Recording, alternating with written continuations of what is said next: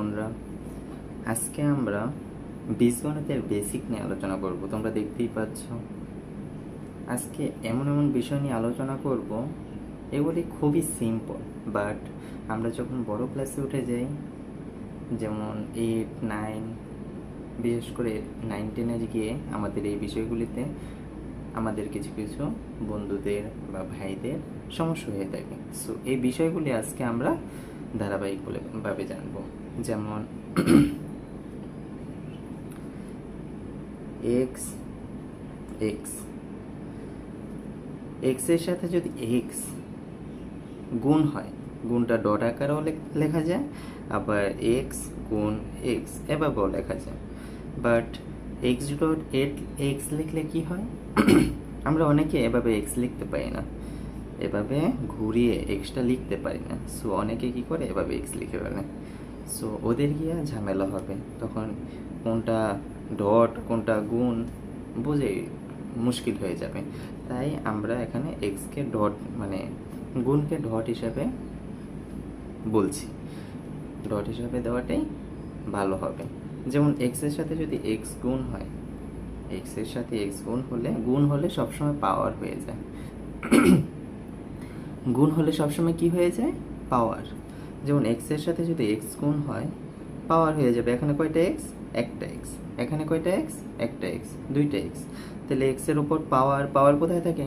আমাদের ক্ষমতা কোথায় থাকে? আমাদের উপরে। তাহলে এখানে ক্ষমতা 2 উপরে থাকবে। তাহলে সিম্পলিভাবে এক্সের সাথে যদি 3টে এক্স গুণ দিই, তাহলে কি হবে? এক্সের উপরে 3।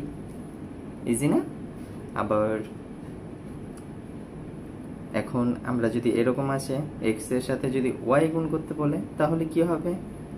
এখন দেখো তো, এক্স আর ওয়াই দুইটা কি আলাদা না? আমরা যখন অনেকগুলো রিক্সা দেখি একসাথে, 5টা রিক্সা বলে ফেলি, বাট 5টা রিক্সার মাঝখানে যদি একটা সাইকেল থাকে, তাহলে আমরা এটাকে কিভাবে বলি? 4টা রিক্সা বা 5টা রিক্সা একটা সাইকেল। আমরা কি একসাথে বলতে পারি বিষয়টা? সেমলি এখানে এক্স আর ওয়াই যেহেতু আলাদা, সো আমরা এভাবে আলাদা লিখে ফেলবো, এক্স ওয়াই, ডটটা আর দিব না। সেমলি যদি X dot X dot Y থাকে, সেম এক্স আর এক্সে কি হয়? এক্স স্কোয়ার ওয়াই, ওয়াই লিখে ফেলবো। আবার যদি X dot X dot Y হয়, তাহলে কি লিখবো? X square Y square. Simple না? এখন আবার প্লাস আকারেও আসতে পারে, যেমন গুণ আর প্লাস মিলিয়েও আসতে পারে, যোগ আর গুণ আকারে একসাথে আসতে পারে, যেমন X dot X plus Y dot Y. তাহলে এটাও সিম্পল। এখানে এক্স আর এক্স ডট করলে কি হয়? এক্স স্কোয়ার, মাঝখানে প্লাস চিহ্ন আছে, প্লাস চিহ্নটা আমরা ইজিলি দিয়ে ফেলবো। আর ওয়াই ডট ওয়াই দিলে কি হবে? Y square. ইজি? কঠিন না? সেমলি আবার যদি আমরা এখন এক্সের উপরে যদি অতিরিক্ত কোনো পাওয়ার আগে থেকেই থেকে থাকে, বা কোনো সংখ্যার উপরে যদি অতিরিক্ত পাওয়ার থাকে, তাহলে আমরা কি করব? যেমন এক্সের উপরে যদি পাওয়ার থাকে, ডট এক্সের উপরে যদি পাওয়ার থাকে, ডট এক্সের উপরে যদি পাওয়ার থাকে, তাহলে কি করব? মনে রাখবেন, পাওয়ার সবসময় যোগ হয়। পাওয়ার সবসময় কি হয়? যোগ। তাহলে আমরা 3টা 2 যদি যোগ করে ফেলি, এক্স টু দি পাওয়ার 6।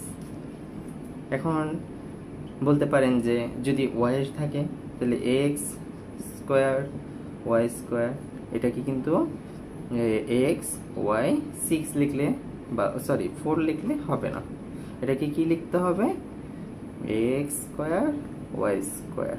কারণ দুইটা তো আলাদা, আগেই বুঝাইছিলাম, এই যে এক্স আর ওয়াই আলাদা, ঠিক সেমলি এই দুইটা আলাদা, তাই না? আবার যদি এরকম থাকে, বড় পাওয়ার থাকে, সবসময় পাওয়ার যোগ করে দিবেন।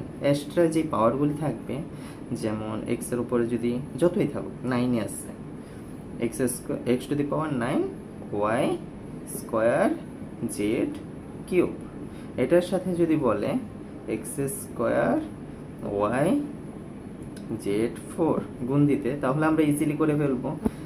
দেখব প্রথমে এক্স কয়টা আছে। এখন একসাথে যদি আমাদের ঝামেলা হয় আমরা আলাদা আলাদাভাবে ভেঙে লিখতে পারবো। কিভাবে? আলাদা আলাদাভাবে ভেঙে লিখে দিব। কিভাবে? যেমন এক্সের উপরে 9 আছে ডট, আবার এক্সের উপরে স্কোয়ার আছে, ঠিক না?